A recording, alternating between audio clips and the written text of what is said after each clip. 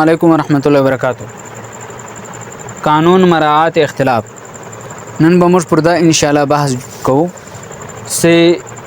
د اختلاف قانون څه دی او د رعایت څه دی.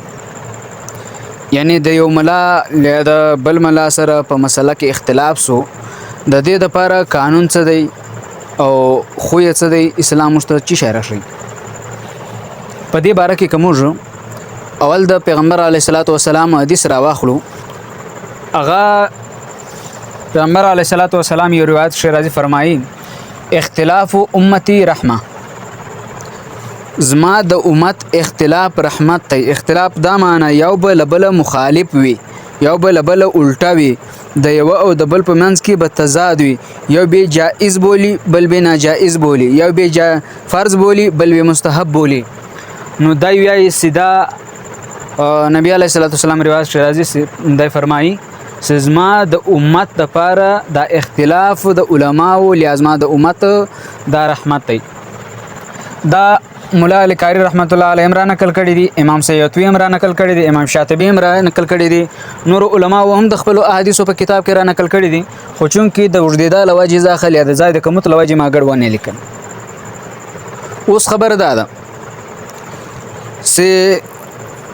آیا دا اختلاف څه شی دی او کبد شی دی او کنه څه شی دی او نه بد دی. لدا روایت خو معلومات داسې اختلاف څه شی دی او که بیا مولانا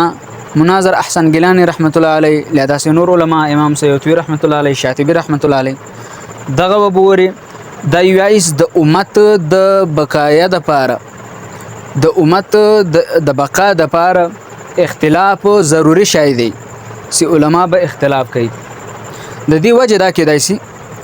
سله الف تریه ل الحمد تر والناس الله تعالی ټول مسلې په قران کې نه دی بیان کړي او نه د رسول الله صلی الله علیه وسلم له دور یا د آدم علیه السلام له دوره تر قیامت بیان کړي. قران راضی خپل اصول خشیر دي دغه اصول مطابق د هر زمانی ملا مسله اجتهاد کوي او راباس. بلا رسول الله صلی الله علیه وسلم د سیرت کتابونو کتا سی وګورئ په غور سره نو د پیغمبر علیه الصلاۃ والسلام په سیرت کې ل الف تریه ل په احادیث او مجموعه سی وګورئ ل الف تریه ګډ احادیث ل د هر مسلې د هر جز حدیث نسته. یعنی رسول الله صلی الله علیه وسلم جوامع الکلم یو حدیث به بیان کړ په کې به ډېر مسلې راون غشتلې، یو حدیث به بیان کړ هغه به د اصول شکل اختیار کړ. نو د په سند کې خود څه استا علما په پواږي خو لیکن فقها او د حدیث راخستې دي او ور پر د عمل کړي دي او ور معتبر بللې دي. نمبر 1 دا اختلاف د رحمت ذریعہ وي، د زحمت ذریعہ به نه وي. علما څه فرمایي زموږ مخته ترسوي امامان او علما دا فرمایي چې د بو علما او د بو مسلمانانو په منځ کې اختلاف راځي دا به د رحمت ذریعہ وي، د زحمت ذریعہ به نه وي، د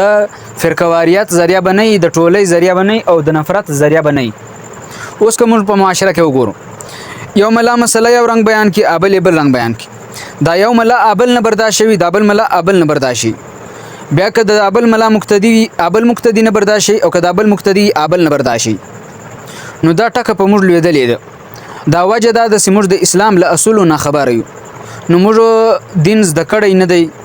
زدا کن مونږ کو د غمم نه دی زدا. نو دا د دین داسې پیچیده مسلې به څنګه زده. دوم د صحابه او اجتهاد تعویلات سی گنجائش. دوم دا د صحابه او د اجتهادي تعویلات او گنجائش. بل خبردار سی یو حدیث صحابي را اخلي یو معنی ځنی اخلي بل صحابي راځي بل معنی ځنی اخلي او دباړه پر سم لیار دي، دباړه ټیک دي، دباړه جایز دي او دباړه ته ثواب ملاوي. لکه ما یو مثال مخته بیان کړو شاید لیا به منی بیان کړ سی یو صحابي راځي د مسجد پوره مجبای ټکوي او نیت دا کړی وي سی کچیر یو مسافر راځي خپل سپارلی د غټم آس به وتړي او منځ په تسلی وکي. پسې بل سپینجری صحابي راځي او هغه مجبای کاږي او لري تسوي او مسجد ته ننوځي. صحابه اوس کله دا واقعیا رسول الله صلی الله علیه وسلم ته بیان کا نبی علیه الصلاۃ والسلام ورته فرمایل سدا کم صحابي مجبر ټکولې دی وده ته هم ثواب ملاوي دا چا سې کښلې دی هم ثواب چله د پښتنه زینو کولې والي د وټکولو صحابي ورته فرمایي مولوی مسافر باس پر وتړي چینته به نه وي او موږ په تسلی وکي دا بل ته ورور تاوالي وکښلو هغه ورته استعمال پنجره بوډا د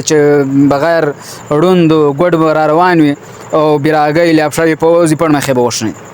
نو نبی علیه الصلاۃ والسلام یې تاسو د باړه ټکی او شکارم کړي نو دغه نمونه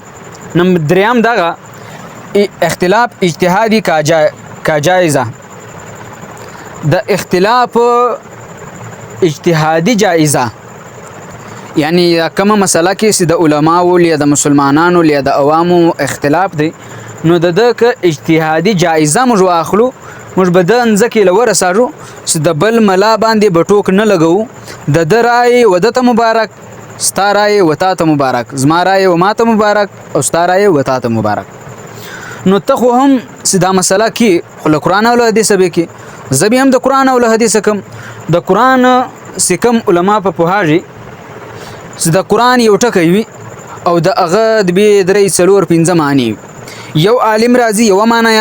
بل عالم راضي بل معنی نو دا یو عالم سیو معنی اخلي دا هم ټیک دی دا بل معنی راوخسته دا هم ټیک دی بل دا دریم معنی راوخسته هم ټیک دی دا بل مثال اوس په حدیث شریف کې راځي په قران کې یو ټک راځي قرا ثلاثه قرو مسله دا د کوم شذ ته طلاق ورکړي هغه په څنګه ټیم کې ورکړي سیدا پکالي کې وي حیض وراغلوي طلاق ورکړي او کله حیض پاکي طلاق ورکړي امام شافعي رحمت الله علیه دا ویای سی حیض کې به طلاق ورکړي چلا قرا پر حیض ته معنی د حیض هم راځي ګندګي او امام رحمت الله علیه امام اعظم ابو حنیفه رحمت الله علیه په طهر کې بني طلاق ورکړي طهر معنی پاکي سیدی له حیض نه راغلی له حیض سپاسوي وي بیا به هغه ته طلاق ورکړي اوس امام شافعي رحمت الله علیه پر خپل ځای سید غم قرآن دلیل نسی او امام اعظم ابو حنیفه رحمت الله علیه پر خپل ځای سید نه یو غلطی نه بل غلطی د باړه سیدی او د باړو ته به اجر نه ملاوج او ثواب نه ملاوج د اختلاف اصولي حکم څه دی